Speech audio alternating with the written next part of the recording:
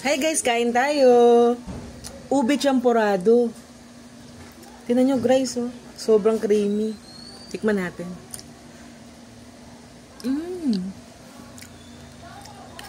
Sarap. Nakakamiss din yung champurado.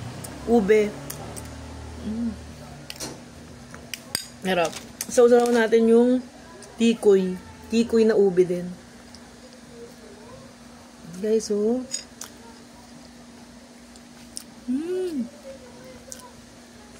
First time ko lang sausaw yung tikoy sa ube. Champurado.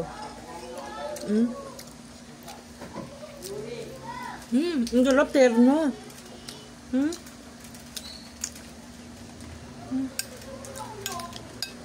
Sarap.